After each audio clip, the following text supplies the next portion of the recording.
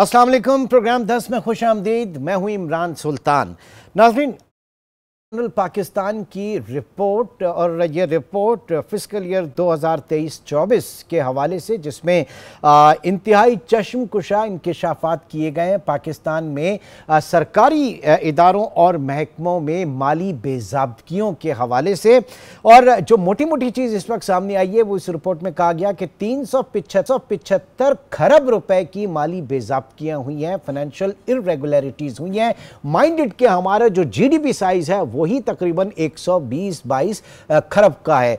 तो और अगर उसमें दूसरा सवाल यहां पर यह पैदा होता है कि ये रिपोर्ट जो है 2023-24 में जारी हुई, इसका मतलब है ये एक साल पहले की है, माली साल फिस्कल ईयर 2022-23 की रिपोर्ट होगी। अगर ये फिस्कल ईयर 2022-23 की रिपोर्ट है तो उस वक्त भी मौजूदा सेटअप जो है वो मौजूद है, जो इस वक्त led by prime minister Shehbaz Sharif. और सवाल यहां पर यह पैदा होता है कि इस हुकूमत में फिर हो क्या रहा है कि पाकिस्तान में उसके GDP के साइज से भी दुगना जो है माली बेज़ाब्तियां हो रही हैं हमारे इन सरकारी महकमों के अंदर, जिसमें सबसे जो बड़ा फिगर है वो पावर सेक्टर के हवाले से बात की। 4,800 अरब रुपए की माली बेज़ाब्तियां जो हैं हमारे पावर सेक्टर में हुई हैं। फिर पाकिस्तान की एक सबसे बड़ी जो टेलीकॉम कंपनी है उसके ऊपर कहा गया कि जनाब 6.5 अरब रुपए उसने ओवर चार्ज किया अपने सार्फिन से। इसी रिपोर्ट में यह भी इंकशाफ हुआ।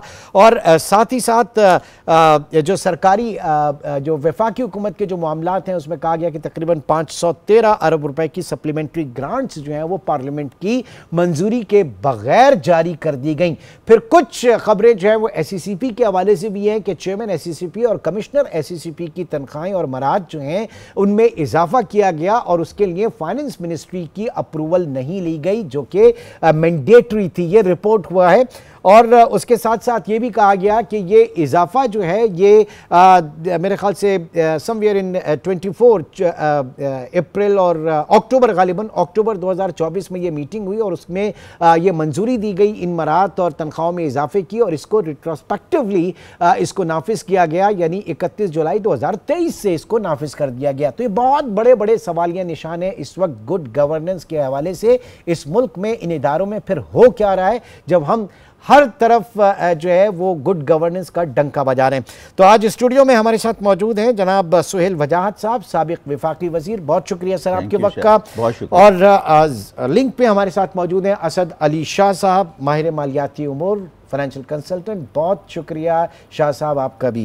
वजाहत साहब, ये फरमाइएगा, ये बड़ी हैरान कुन खबर है कि 375 खरब रुपए की माली बेज़ाब्तियां, और फिर दूसरा ये कि माली बेज़ाब्तगी जो है ये कितनी मुख्तलिफ है करप्शन से या फ्रॉड से। प्लीज आपको देखिए, सबसे पहले तो इस रिपोर्ट के ऊपर हमारा सवाल उठता है कि गुड गवर्नेंस तो छोड़ें, गुड का लफ्ज़ निकाल दें, गवर्नेंस की बात कर लें। बिल्कुल, हाँ ना, गुड तो बाद में होगी ना, पहले गवर्नेंस होगी तो गुड या एक्सीलेंट या ख़राब होगी ना। गवर्नेंस ही नहीं है, इसका मतलब सिस्टम ही गलत है। इस रिपोर्ट पे कोई हंगामा हुआ, किसी को सज़ा मिली, कोई जेल गया या किसी की नौकरी गई? नहीं। इसका मतलब ये रिपोर्ट फजूल का वक्त ज़ाया किया सबका, सारे महकमों का। तो इससे पहले की भी रिपोर्ट नहीं, आज तक नहीं हुआ। आज तक कुछ नहीं हुआ। पब्लिक अकाउंट कमेटी जाती है, उठा के फेंक देती है। टीवी चैनल्स की हेडलाइंस बस। आपके लिए बड़ा अच्छा काम है ये, क्योंकि आपका टीवी चलता है। तो मैंने तो बुला लिया ना आपको, टीवी चलता है। आप बताइए। अच्छा, अब मैं आपको दूसरी बात बताता हूँ। एक तो इसमें दूसरी बात ये देखिए, जैसे 48 आपने कहा 1000 यानी ट्रिलियन का जो है, उसमें 2 ट्रिलियन तो वही है जो सर्कुलर डेट वगैरह कुछ है, आधा फिर। अच्छा, इसके अंदर 3 चीज़ें आती हैं। हाँ। इस रिपोर्ट में एक तो एसिड की, यानी मेरी अथॉरिटी है कि मैं ज़मीन नहीं ट्रांसफ़र कर सकता, मैंने ज़मीन ट्रांसफ़र कर दी, उसकी मालियत ऑडिटर ख़ुद लगा लेता है, कहता है इतनी ट्रांसफ़र हो गई पंजाब में, इतनी सिंध में, इतनी वहाँ, तो वो ट्रिलियंस में चली जाती है, तो उसका GDP से कोई ताल्लुक़ नहीं है। दूसरी चीज़ ऐसी है कि इसमें डुप्लीकेशन भी होती है। नहीं, अब ये जो एक्यूमुलेटेड ट्रिलियंस आए हैं 48, ये ओवर अ पीरियड ऑफ 2013 से अब तक के आए हैं। ठीक है ना। और अच्छा, और इसमें दूसरी जो आती है रिपोर्ट में वो आता है जहां मैंने अथॉरिटी से ज़्यादा टेंडर, मेरे था कि 4 हफ्ते का टेंडर करूंगा, लेकिन फ्लड आ गया, मैंने टेंडर नहीं किया, जल्दी से कर। ये निज़ाम की ख़राबी बताती कि अथॉरिटी तो नहीं है लेकिन मैंने उसको बाईपास करते हुए, इमरजेंसी लगाते हुए गैलप टेंडर करके जान छुड़ा ली। अपनी और दे दिया। उसके अंदर मैंने एस्केलेशन दे दी टेंडर में, मतलब टेंडर 10 रुपए का दिया, उसको 20 रुपए में एग्जीक्यूट कराया। जैसे अब इशारा है, भुट्टो है, ये सारी चीज़ों पे जिक्र आ रहा है, सोशल मीडिया पे जिक्र हो रहा है। एक ये चीज़ है। दूसरी चीज़, इसलिए इसको जीडीपी से देखना तो मेरी नज़र में सही नहीं है। वैसे अच्छा। असद भाई ज़्यादा अच्छी तरह बता सकते। तो इसमें एक एसिड की भी आती है, एक मेरी अथॉरिटी की भी आती है। मेरी अथॉरिटी नहीं थी, मैंने वो काम कर लिया, तो वो भी इसी में आएगा। ठीक है, जरा इन दोनों पॉइंट्स पे ले लेते हैं ना शाह साहब का। हाँ बिल्कुल ले लीजिए, शाह साहब का व्यू ले लेते हैं जनाब। एक तो एसेट वैल्यूएशन, और इस पे भी लीजिए कि इस पे सजा क्यों नहीं होती, क्योंकि इसको जानबूझ के ऐसा बनाया जाता है कि इस पे शक आ जाए। अब आपका खुद शक है कि यार जीडीपी से ज्यादा कैसे हो गया। अब इसका मतलब है कि कोर्ट में चैलेंज ही नहीं हो सकता, क्योंकि ये तो मशकूक है। ठीक है जी, शाह साहब आपकी क्या ऑब्जर्वेशन है? जी बहुत बहुत शुक्रिया इमरान। सबसे पहली बात तो ये है कि मैं कोई 25 साल से ये कोशिश कर रहा हूँ, कहता रहा हूँ हर फोरम पे कि ऑडिटर जनरल ऑफ पाकिस्तान जो है, जो लगाया जाता है, वो एक ब्यूरोक्रेट लगाया जाता है। ये डिपार्टमेंट जो है वो पाकिस्तान बनने से पहले का है। उस तरह की ऑडिटिंग जो है ना, वो ये 20वीं सदी में भी जो ऑडिट थी ना, इस तरह से नहीं होती थी जो हमारे ये गवर्नमेंट ऑडिटर्स करते हैं। तो इसके लिए पहली बात तो ये है कि अभी भी जब इन्होंने करंट ऑडिटर जनरल लगाए, वो ठीक अच्छे ब्यूरोक्रेट होंगे, लेकिन इनको ऑडिट का कुछ पता नहीं होता। मतलब पहला, अगर हमने गवर्नेंस बेहतर करनी है तो गवर्नेंस के लिए अकाउंटेंट्स, अकाउंटेबिलिटी, अकाउंटिंग, आपने अकाउंटेंट जनरल की बात की है, ऑडिटर जनरल जो है वो बहुत ही इंपॉर्टेंट पिलर है गवर्नेंस का, अकाउंटेबिलिटी का। तो अगर हम सही अकाउंटेबिलिटी चाहते हैं तो ऑडिटर जनरल जो है मार्केट बेस्ड, बाहर से क्वालिफाइड जो है ना, जो ऑडिटर्स होते हैं, चार्टर्ड अकाउंटेंट हो गया या इंटरनल ऑडिट और ग्लोबल ऑडिट, उसकी एक्सपर्टीज होनी चाहिए। ये तो फ्रैंकली मजाक है। अब आप ये देखें ना, ये जो बात हो रही है 375 ट्रिलियन रुपीस की इरेगुलरिटीज, अब इतनी तो ट्रांजैक्शन ही नहीं है यार। जो फेडरल गवर्नमेंट की और प्रोविंशियल गवर्नमेंट्स की टोटल जो बजट है, ये तो 23-24 की रिपोर्ट है, लेकिन 25-26 इस साल की भी जो है वो 20 ट्रिलियन की हमारी टोटल जो है ना बजट है, और हमारे जीडीपी जो है, जैसे आपने कहा, 120 ट्रिलियन है। हम अभी अगले साल का जो एक्सपेक्ट कर रहे हैं वो प्रिसाइसली रियलिटीज कैसे होंगी? इसी तरीके से अब जैसे एग्जांपल आया वो एसईसीपी के ऊपर जो है, इन्होंने लिखा कि जी फाइनेंस डिवीजन ने उसका अप्रूव नहीं किया उसको। मैं इसलिए उसका मुझे पता है क्योंकि मैं एसईसीपी पॉलिसी बोर्ड पे भी रहा हूं। तो एसईसीपी जो बनी है और काम करती है, वो एसईसीपी एक्ट के हिसाब से काम करती है। और एसईसीपी एक कमिश्नर्स हैं, कमीशन होता है, और दूसरा एक पॉलिसी बोर्ड होता है जो इंडिपेंडेंट फेडरल गवर्नमेंट अपॉइंट करती है। तो उनकी सैलरीज जो है फाइनेंस डिवीजन जाती नहीं है, और ना जानी चाहिए। वो एक इंडिपेंडेंट अदारा है। पूरी दुनिया में रेगुलेटर जो है, corporate regulator, market regulator independent होता है, और उसका जो है कमीशन की, कमिश्नर्स की, उसके बाकायदा केपीआईज होते हैं, और वो पॉलिसी बोर्ड अप्रूव करता है। अच्छा, उस पॉलिसी बोर्ड में कुछ प्राइवेट मेंबर्स होते हैं, और उसमें फाइनेंस सेक्रेटरी भी है, उसमें लॉ सेक्रेटरी भी है, और उसमें कॉमर्स सेक्रेटरी भी है। तो मुझे नहीं समझ में आता है इनको, जो ऑडिटर्स हजरात हैं, इन्होंने कानून भी नहीं पढ़ते मुझे लगता है। और इतना ये, जैसे सोहेल साहब कह रहे थे, हर साल ये ट्रिलियंस ऑफ रुपीस की इरेगुलरिटीज बताते हैं वो, लेकिन होता कुछ नहीं है उसके ऊपर। चले उसमें 5-10% तो वाकई कुछ फ्रॉड्स भी होंगे, और इरेगुलरिटीज भी एक जी, इसी के ऊपर सर हमेशा ये हेडलाइंस बनती हैं। तो मैं ये जानना चाह रहा था कि सिर्फ ये इरेगुलरिटीज जो है ये फ्रॉड में या करप्शन के अंदर नहीं आती, कुछ ना कुछ तो कहीं ना कहीं होता होगा। कभी कभी आपने देखा कि किसी को सजा हुई हो, कोई अकाउंटेबल हुआ हो इसमें? कभी नहीं, कभी नहीं, वेरी रेयर। इसलिए उसका मैं एक और बताऊं आपको इमरान के, मैंने इस पे 2 साल पहले कॉम्प्रिहेंसिव ये पार्लियामेंट्री जो ओवरसाइट अकाउंटेबिलिटी सिस्टम है, देखें, ऑडिटर जनरल जो है इसकी रिपोर्ट जाती हैं पब्लिक अकाउंट्स कमेटी के पास, नेशनल असेंबली की पब्लिक अकाउंट्स कमेटी और फिर प्रोविंशियल असेंबली की जो पब्लिक अकाउंट्स कमेटीज हैं, सूबे के जो हैं अखराजात और ये बेज़ाब्तगियाँ कह लें या रिपोर्ट्स जो भी हैं। अब अगर आप देखें, ये मैंने 2 साल पहले जब पता किया था तो ये जो इनकी रिपोर्ट्स हैं तकरीबन 12 से 13 साल की पेंडेंसी है कि वो जो ये पैराज हैं वो सेटल होते हैं, रिजॉल्व होते हैं, या मतलब उस पर डिस्कशन होता है, वो भी रिजॉल्व पता नहीं कैसे होते हैं, लेकिन ऑफिशियली 12-13 साल नेशनल असेंबली का पेंडेंसी है वहाँ पर, और पंजाब में भी कोई 13-14 साल की पेंडेंसी है, सिंध में 20 साल की पेंडेंसी है, केपी में भी तकरीबन 15-20 साल की पेंडेंसी, और बलूचिस्तान में उस वक्त शायद 25 साल की पेंडेंसी है। तो आप मुझे बताएंगे इसका, ये सारा वक्त जाया करने वाली बात है ना जी, ये जो भी रिपोर्ट्स मैं हैं। इस पे एक चीज़ जी जी देखिए, मैं इस पे ऐड करना चाहूँगा 2 चीज़ें। बिल्कुल शाह साहब सही फरमा रहे हैं। मैं एक चीज़ इसमें ये ऐड करना चाहता हूँ, रेगुलेटर्स कहाँ हैं। देखें, जो रेगुलेटर्स हैं उनका काम है ऑडिट से पहले रेगुलेट करना।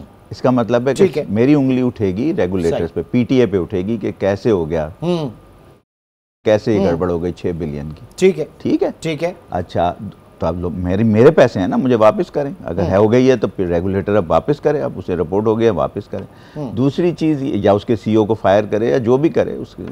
अच्छा, दूसरी चीज ये है कि आपने कहा पावर भाई वो रिपोर्ट ही गलत है तो वापस क्यों करें? नहीं, मेरा मकसद मैं तो ये कह रहे हैं कि अगर देखिए ना, फिर ऑडिटर जनरल पहले उसको एस्टैब्लिश तो करें। नहीं असद भाई, मेरा ख्याल ये है कि पहले तो ऑडिटर जनरल को कटहरे में खड़ा करें ना कि उसने गलत रिपोर्ट क्यों शाये की। अगर आप कह रहे हैं गलत है तो भाई सब, या तो वो गलत है या ये गलत है, दोनों में से दोनों तो सही नहीं हो सकते ना। बिल्कुल आप सही कह रहे हैं, दोनों तो सही नहीं हो सकते ना असद भाई। उससे पहले पीटीए की बात है ना, जो रेगुलेटर है उसने क्यों नहीं देखा ये जब हो रही, अगर हो रही थी तो पहले पीटीए से पूछेंगे भाई ये आप क्या कर रहे थे, या ओगरा से पूछें या नेपरा से कि पावर सेक्टर में क्या हो रहा है। ये बात कहना कि जी ये हो गई और उसके बाद सारा यानी कत्ल हो गया, अब मर गया बंदा, अब कसास लेके जान छुड़ा लो। तो पहले तो चौकीदार से पूछे ना कि कसास जो भाई देखिए, वारदात हो गई, कसास दे दो बस, दीद दे दो, क्या होता है वो इस्लाम में क्या। यहाँ तो दीद और उसका भी मसला नहीं है। मेरा क्या, देखिए मैं बहुत इंपॉर्टेंट बात कर रहा हूँ इसमें, बाकी तो निटी ग्रिटीज हैं, क्या फिगर्स हैं, क्या डजंट मैटर, क्योंकि आज तक तो वो प्रोसेस के ऊपर मैं प्रोसेस पे बात कर रहा हूँ, सिस्टम पे। सिस्टम ये है कि ऑडिटर जनरल गलत है, या जो उसने रिपोर्ट बनाई है वो गलत है, या जिन लोगों ने गड़बड़ की है वो गलत है। अब इन तीनों में एक तो गलत होगा ना सर, तो कौन गलत है? मैं तो ये भी सही है, ऑडिटर जनरल ने भी सही बनाई, रिपोर्ट भी सही है, और जिसने चोरी की वो भी। सर हुकूमत तो एक है, तो फिर जिम्मेदारी तो फिर हुकूमत के ऊपर आ जाती होती है कि वो सही कमेटी है। अब पब्लिक अकाउंट कमेटी भी सही है, तो फिर ये क्या चीज, इसका मतलब है पब्लिक अकाउंट कमेटी कसास लेके, क्या कहते हैं उसे, दीद कहते हैं ना, यानी कत्ल हो जाए तो मुझे माफ करने का तरीका, वो लेके माफ कर देते हैं। अच्छा, मुझे तो यही लगता है, क्योंकि ज़ाहिर है अगर ऑडिटर जनरल नहीं सही है तो फिर ऑडिटर जनरल पे इतना पैसा हमारा क्यों खर्च होता है। मैं टैक्स पेयर हूँ, मैं पूछ सकता हूँ कि मेरा पैसा ऑडिटर जनरल पे क्यों खर्च होता है, इस रिपोर्ट पे कितना पैसा खर्च हुआ होगा, जरा मुझे बताइए क्यों खर्च हुआ, जिसका कोई फायदा ही नहीं है। अच्छा, हम लोग इस पे बहस कर रहे हैं। ये रेगुलेटर्स, मैं हमेशा से कहता रहा हूँ, जब तक इस मुल्क के 72-73 रेगुलेटर्स जो हैं, बल्कि अब पता नहीं कितने हैं, जितने भी हैं, उन सबको अकाउंटेबल नहीं बनाएंगे, मुल्क का निज़ाम ठीक नहीं होगा। मैं सवाल को इस पॉइंट को यहीं से रखूंगा, शाह साहब की तरफ लेके जाऊंगा, लेकिन एक छोटे से ब्रेक की कॉल है। नाज़रीन, इंतहाई अहम मामला इस वक्त हम डिस्कस कर रहे हैं। ऑडिटर जनरल पाकिस्तान की जो रिपोर्ट है वो इस वक्त बड़ा तहलका उसने मचाया हुआ है, लेकिन साबित ये हो रहा है कि इसमें बहुत बड़े बड़े सवालिया निशान उठ रहे हैं इस रिपोर्ट की मेथडोलॉजी के ऊपर। एक छोटे से ब्रेक के ऊपर के बाद दोबारा मिलते हैं।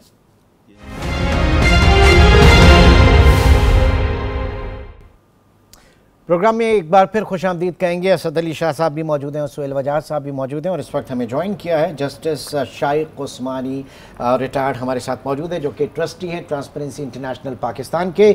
जस्टिस साहब, बहुत शुक्रिया आपके वक्त का। आपसे मैं ये जानना चाहूँगा, यहाँ पर हम जो डिस्कस कर रहे हैं अकाउंटेंट जनरल पाकिस्तान की रिपोर्ट, जिसके मुताबिक 375 खरब की माली बेज़ाब्तियाँ हुई हैं पाकिस्तान में, इस हालिया रिपोर्ट के मुताबिक। तो ट्रांसपेरेंसी इंटरनेशनल जो है इस तरह की चीज़ों को किस तरह से देख रहा है? क्योंकि सिर्फ पावर सेक्टर की अगर बात करें तो उसमें कहा जा रहा है 4800 अरब की माली बदउनवानी या बेज़ाब्तगी, रादर अगर मैं कहूँ तो टीआईपी किस तरह से देखता है इस तरह की रिपोर्ट्स को? सर देखिए, ये आमतौर से पाकिस्तान में ऐसी चीज़ें होती हैं कि उनके अपना जो इंटरनल इंतज़ाम से वो तनख्वाहें बढ़ा देते हैं, दूसरे खर्चे कर देते हैं लोग, और बगैर फाइनेंस मिनिस्ट्री के अप्रूवल के। ये आमतौर से होता है और अक्सर उसको इग्नोर कर लेते हैं लोग। लेकिन बात सूरत जो रूल्स अवेलेबल हैं गवर्नमेंट के, उसके तहत इन सब की जितनी बॉडीज़ हैं, चाहे वो ऑटोनमस बॉडीज़ भी हों, फिर भी उनके लिए ज़रूरी है कि वो फाइनेंस मिनिस्ट्री से अप्रूवल लें जब कोई रिम्यूनरेशन या कोई तनख्वाह या कोई ऐसी चीज़ जो पेमेंट अपने लोगों को करते हैं। तो अगर वो नहीं करते तो उस वक्त में फिर ये ज़रूरी होता है कि उसके खिलाफ कार्रवाई होनी चाहिए, और अगर वो गवर्नमेंट उसको एक्सेप्ट नहीं करती तो फिर उनको या तो उनसे वापस लेना चाहिए या उनके खिलाफ कोई केस कर देना चाहिए कोर्ट में। लेकिन असद अली शाह साहब यहाँ पर फरमा रहे हैं कि जनाब वो रेगुलेटर है और उसके लॉ में नहीं है। शाह साहब जरा थोड़ा सा इंटरवीन कीजिएगा यहाँ पे, आपका पॉइंट थोड़ा सा। जी बहुत शुक्रिया जस्टिस साहब। मैं अर्ज ये करना चाह रहा था कि मैं SCCP के बारे में कह सकता हूँ क्योंकि मैं उसके पॉलिसी बोर्ड पे भी रहा हूँ। देखें, ये जो रेगुलेटर्स होते हैं, सम ऑफ द रेगुलेटर्स, वो they are required under the law to be totally independent. Federal government जो है उनका पॉलिसी बोर्ड अपॉइंट करती है जिसमें फाइनेंस सेक्रेटरी भी होता है, लॉ सेक्रेटरी भी है, कॉमर्स सेक्रेटरी भी है, उसके अलावा कुछ इंडिपेंडेंट मेंबर्स होते हैं। तो अंडर द SCCP एक्ट जो कि पार्लियामेंट ने अप्रूव किया है, इनकी कमिश्नर्स की सैलरीज जो है वो बोर्ड अप्रूव करता है। तो वो एक तो कानूनन जो है वो फाइनेंस डिवीजन में नहीं जाता, दूसरा उसूलन भी नहीं जाना चाहिए क्योंकि मकसद ही यही है कि SCCP जो है वो बिल्कुल इंडिपेंडेंट होना चाहिए फाइनेंस मिनिस्ट्री से। बल्कि मैं तो जब वहाँ पर पॉलिसी बोर्ड में था, मेरा ये कंसर्न होता था कि SCCP चेयरमैन को ECC में भी नहीं जाना चाहिए क्योंकि वो फिर अपनी जो है ना वहाँ जाके अगर ब्यूरोक्रेट्स के आगे पीछे घूमते रहें तो दैट अंडरमाइंस देयर इंडिपेंडेंस। और ये पाकिस्तान में नहीं, बाकी दुनिया में भी कुछ अदारे जो है ना इस तरह के होते हैं। तो ये this is from the perspective of the SCCP के ऊपर जो इन्होंने रेज किया है, वो सेक्शन 5 में क्लियरली लिखा हुआ है ये चीज। जी जस्टिस साहब।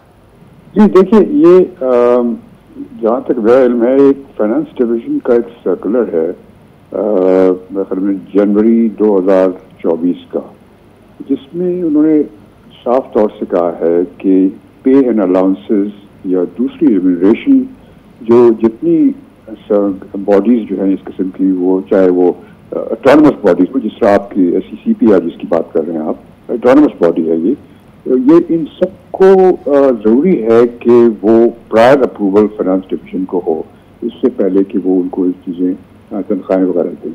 ये उनके सर्कुलर में मौजूद है ये। और वैसे भी हमारे मुल्क में क्योंकि आमतौर से काम कुछ ऐसे ही होते हैं, तो ज़रूरी है कि कोई ना कोई कंट्रोल होना चाहिए। लेकिन अगर ऐसी बात होती है तो फिर ये चाहिए कि वो दोबारा फाइनेंस मिनिस्ट्री के पास चले जाएं और जाके कहें कि भाई देखिए हम लोग कर रहे हैं, ये आप देख लीजिए इसको, अगर आपको कोई ऑब्जेक्शन ना हो। वरना आमतौर से शुबा यही होता है कि ये कोई गलत काम हो रहा है। तो जब एक सर्कल मौजूद है तो उसका तो यकीनन उसको उनको ओबे करना चाहिए। सर ये तो चले, मैं थोड़ा सा गुजारिश कर दूं, इसको क्लैरिफाई कर दूं। ये सर्कुलर जरूर है, जस्टिस साहब सही फरमा रहे हैं, लेकिन आई थिंक वो अप्रिशिएट करेंगे कि जब एक सर्कुलर और एक लॉ, पार्लियामेंट का जो लॉ है, उसमें अगर कॉन्फ्लिक्ट है तो फिर law will prevail.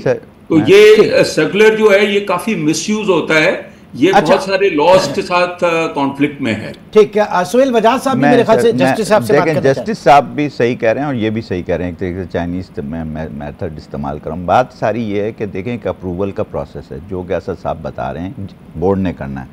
Information finance को इसलिए चाहिए होती है अप्रूवल के बाद कि हमने ये कर दिया, कि वो उसको बजट में ले आए ना, अपने खर्चा तो वहीं से आएगा ना, एससीसीपी खुद तो नहीं कमा रही ना, या खुद भी थोड़ा बहुत नहीं बजट से नहीं आता सर, इनका अपना खर्चा होता है। नहीं सर, वो आता है थोड़ा बहुत तो ग्रांट इनको मिलती है, जो है अपनी इनकम होती है। अब वो ये फाइनेंस की उसमें भी सर ये कहा है कि वो 14 अरब रुपए जमा नहीं कराए, वही सरकार को जमा कराने को 14 अरब रुपए गलत है। वो मैं इतना ब्रॉडली मेरे ख्याल में ऑडिटर जनरल के फंक्शन पे भी बात होनी चाहिए।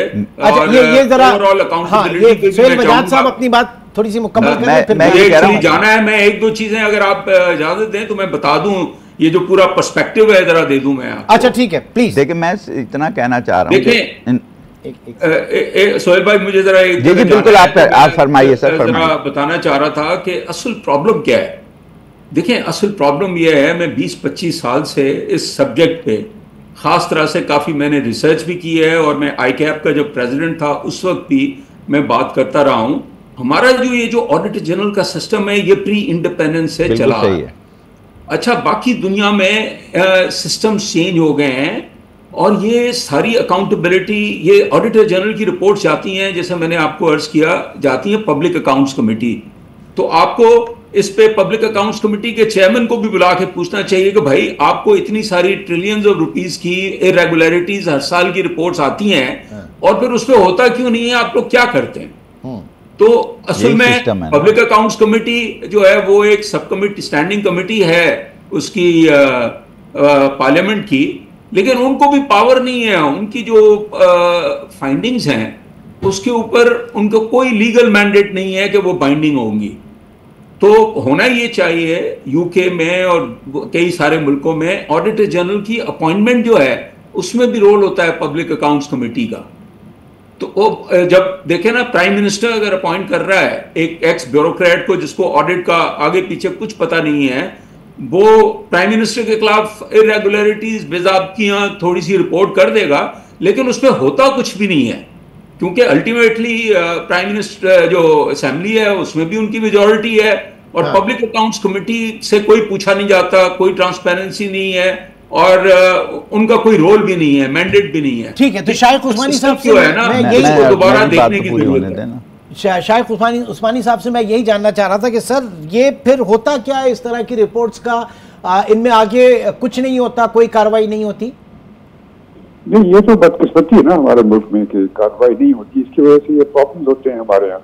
अब अगर ऐसी बात, ये तो मानने की बात है कि SCCP की बात जो कर रहे हैं आप, SCCP एक ऑटोनमस ऑर्गेनाइजेशन है, there is no doubt about that, लेकिन ये कि जब सैलरीज वगैरह की बात होती है वो तो इंडिविजुअल्स इन्वॉल्व होते हैं, और सैलरीज वगैरह के लिए अप्रूवल मिनिस्ट्री की लाजमी है, एक से पहले सर्कुलर भी है। वैसे भी ट्रांसपेरेंसी के लिए, क्योंकि बहुत जरूरी है कि गवर्नमेंट में जो काम हो, खासतौर से तनख्वाहों वाले मामले में ट्रांसपेरेंसी होनी चाहिए, कोई किसी किस्म का शुभात नहीं होनी चाहिए। तो सर ट्रांसपेरेंसी इंटरनेशनल इस मामले को टेकअप करेगा, इस तरह की जो इरेगुलरिटीज हैं आप इसके ऊपर काम करेंगे? ये मैं जी बिल्कुल हम काम करेंगे, हम कर रहे हैं बल्कि काम इस पे, और हम तो इस पे हमारा तो ये व्यू ये है कि अगर इस तरह की पेमेंट हो जाती है और उसकी प्रॉपर अप्रूवल मिनिस्ट्री की नहीं होती, फाइनेंस मिनिस्ट्री की, तो उस वक्त में ये उन लोगों से रिकवर करनी चाहिए, वापस पैसे लेने चाहिए। ठीक, बहुत बहुत शुक्रिया असद अली शाह साहब। आप मुझे पता है आपकी एक और कमिटमेंट है। हमारे साथ जस्टिस शाइख उस्मानी साहब भी मौजूद हैं और सोहेल वजाहत साहब भी मौजूद हैं। एक छोटे से ब्रेक की कॉल है, ब्रेक के बाद दोबारा मिलते हैं। प्रोग्राम में एक बार फिर खुशामदीद सोहेल वजाहत साहब। ये तो पूरा सिस्टम एक्सपोज हो गया सर। मैं देखें एक बात आपको बताऊं, जो शाइख साहब कह रहे थे ना कि अप्रूवल और ये सब चीज़ें ठीक हैं, लेकिन देखें एक होता है प्रॉफिट सेंटर और एक होता है कॉस्ट सेंटर। आप समझ रहे हैं? जैसे फौज है हमारी कॉस्ट सेंटर है, उसके अंदर भी एक प्रॉफिट सेंटर है, यानी वेलफेयर जो कहलाता है, क्या कहलाता है, फौजी फाउंडेशन है, ये वो कॉस्ट, वो प्रॉफिट सेंटर। लेकिन रिपोर्ट तो होना ज़रूरी है ना, बिल्कुल, क्योंकि बजट तो जैसी किसी कंपनी में भी HR का डिपार्टमेंट कॉस्ट सेंटर होता है और जो कमा रहा होता है वो प्रॉफिट सेंटर होता है। तो जो प्रॉफिट सेंटर है उसका भी बजट जाता ज़रूर है, उनको इख्तियार ज़रूर होता है लिमिटेड कि वो कमा रहे हैं तो खर्च भी करें, लेकिन उसको रिपोर्ट करना तो लाजमी है। तो ये जो SCCP है वो प्रॉफिट सेंटर समझ लें, अगर वो कमा रहा है, अगर उसकी कमाई कम हो जाएगी तो सैलरी वो कहाँ से से कर्जा लेके तो नहीं देगा ना, वो उन्हीं से मांगेगा ना फाइनेंस, इसलिए उसको इत्तला करनी तो ज़रूरी है। ये बात तो क्लियर हो गई। अप्रूवल हो सकता है कि बोर्ड ही करे, एक्ट के तहत, एक्ट में लिखा हुआ है कि अप्रूवल करे, लेकिन सर्कुलर में ये लिखा है कि हमें बता तो दीजिए कि आपने किया क्या है, मतलब बगैर बताए, यानी जैसे बेगम घर में खर्च कर रही है तो मियाँ को बता तो दे कि तेरी सैलरी से ज्यादा खर्च कर रही हूँ मैं, तो ये वाली बात है। अच्छा, अब दूसरी चीज आगे, अब मैं दूसरी चीज पे आता हूँ। देखें इसमें देखें ऑडिटर को 3 चीजें करनी चाहिए कि एक तो रेगुलेटर से पहले बात करे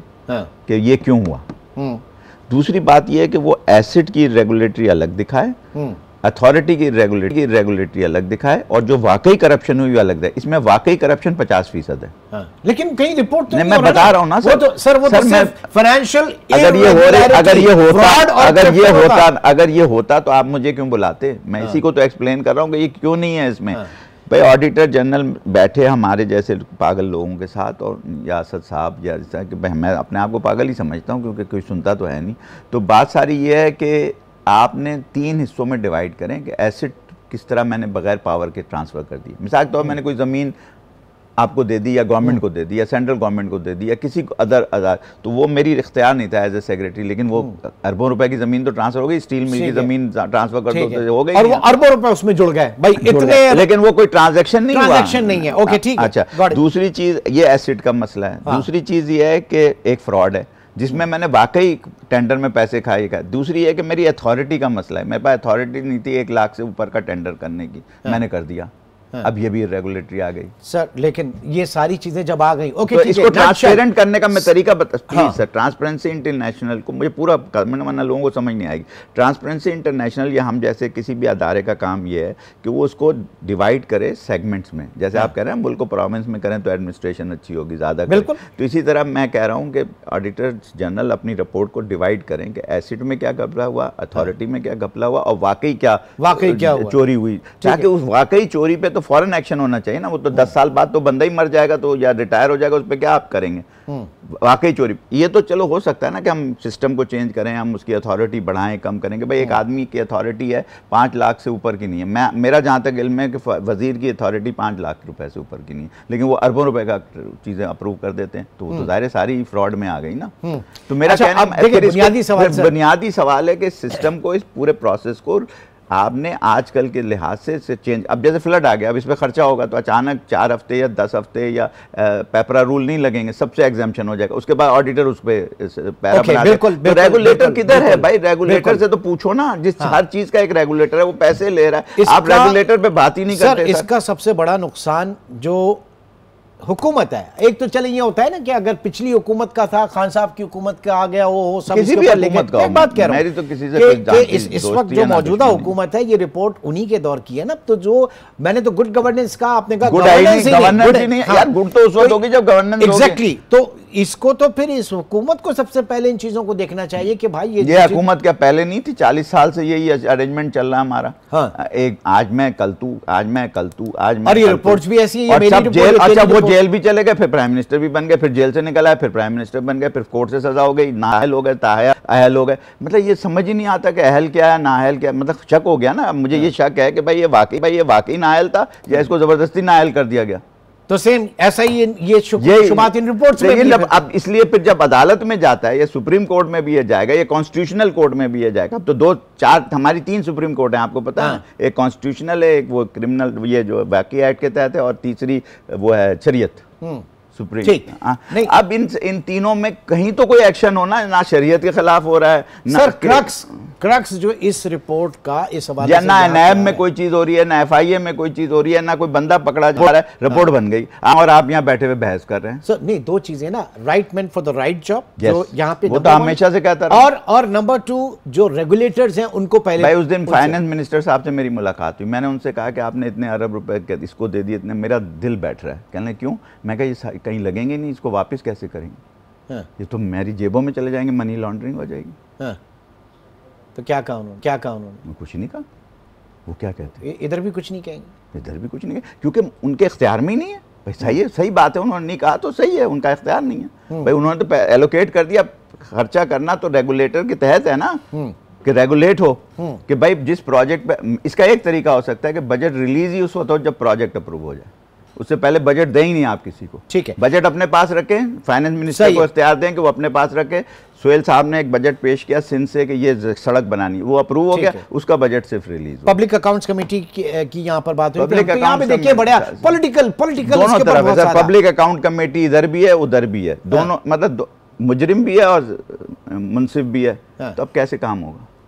उन्हीं के लोग वहां बैठे, उन्हीं के लोग अंदर बैठे। नहीं तो फिर देखें, आपने तो पूरी जिंदगी गुजार ली, इसीलिए बता रहा हूं मैं। नहीं लेकिन जो आगे आने वाला वक्त है, इस रियासत को आगे बढ़ना है, कैसे बढ़ेगी सर? मैं फील्ड मार्शल साहब से मुखातिब हूँ कि वो तो ना पब्लिक अकाउंट कमेटी में है, ना सियासत में है, ना किसी चीज में, लेकिन ये नंबर्स तो उनके सामने भी जा रहे हैं, उनको भी पता होगा। मैं इसीलिए इजाजत मांग रहा हूँ कि साहब वो किसी को तो इस काम पे लगाएं अपने इदारे से, और या जो भी एजेंसीज उनके नीचे हैं मातहत, कि वो चेक करें कि इसमें कितना सच है कितना झूठ है, ताकि वंस फॉर एवर ये मसला हल हो।